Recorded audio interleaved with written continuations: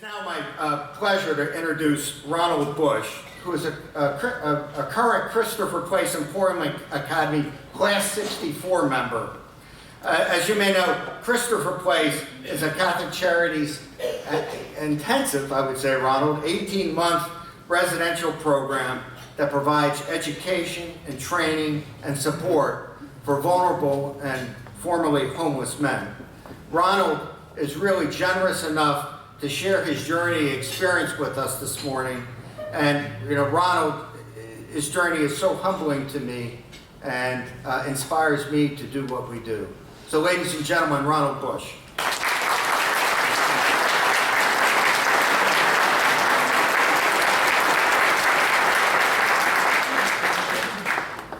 Good morning.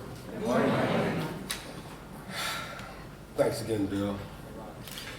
I would like to first give honor to God for allowing me to be able to stand before you all today.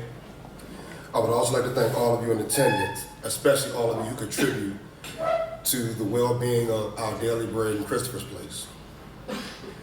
My name is Ronald Bush, and I'm an ambassador at Christopher Place Employment Academy. I'm here to share my story with you because I believe that when you own your story, you own your truth.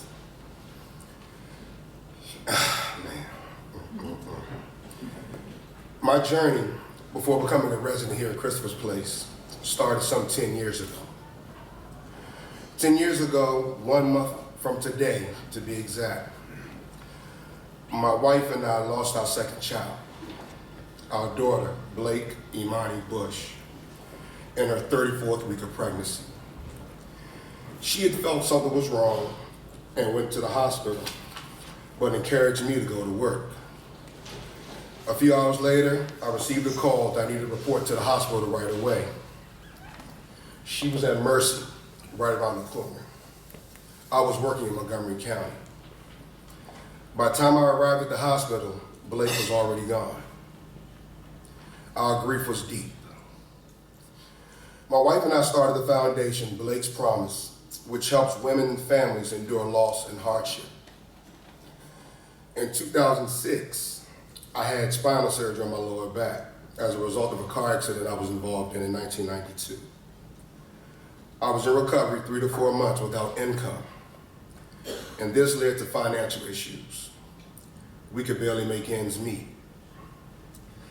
Our marriage was on the decline, and we found out we were expecting another birth. In November of 2007, my youngest son was born. I had hope, and we were still in our home in Baltimore County. Then came 2008. The economy crashed, and my marriage was in a downward spiral. Fighting to keep my family together and working to keep from drowning in debt was stressful. In 2009, I was rear-ended in a second car accident. And eventually, I had to have another spinal surgery. This procedure was performed on my neck and kept me out of work for 6 months to a year.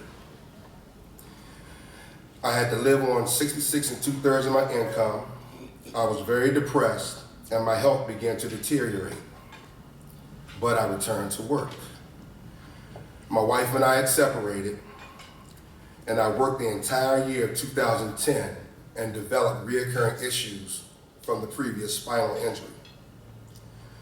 I was informed by medical staff at this time that I would need another surgery, and I could not return to the profession that I had grown to love. From 2011 to 2015, I was homeless, unemployed, living with friends and relatives until my welcome was overdue. I was sleeping in my vehicle, trying to find employment while being an active father in my son's lives. They lived in Baltimore County, and I was in Washington, D.C. Notice I said in Washington, D.C. I was in, but not living. I was just surviving. My sons are my everything. They are now 11 and 8 years old. During this time, I took so much effort trying to hide my circumstances. With money I would have earned, I would stay in hotels here in Baltimore on the weekend when I was visiting with them. They thought it was cool and that all was well. Then one night this past February, I was driving my sons back to their mom. I had said goodnight and walked them into their home. I was so tired. I just thought if I take a quick nap, I would be okay for the drive back to DC. The next thing I knew, I was waking up to my oldest son knocking on the window of my truck. It was already morning. He asked, "Dad, did you sleep here last night?" He knew. I had to come clean and tell him the truth of my situation. Then my youngest son came out. I told him a simpler version of my situation so he could understand. It wasn't until this time my ex-wife, yes, I say ex, we were divorced in 2013, truly grasped the severity of my situation. I didn't start living again until March 2015, when I was led to Christopher Place with the assistance of my ex-wife. I participated in my entry interview on March 27th, and the decision was made that day. I was going to reclaim my life and be the father my sons deserve. Now I stand before you, a man with direction, self-respect, with a new view of life and what it means to be truly successful. My meaning of success is what you leave, what your legacy entails. My legacy entails what I can leave and give to others. This life isn't about me. My sons are my life.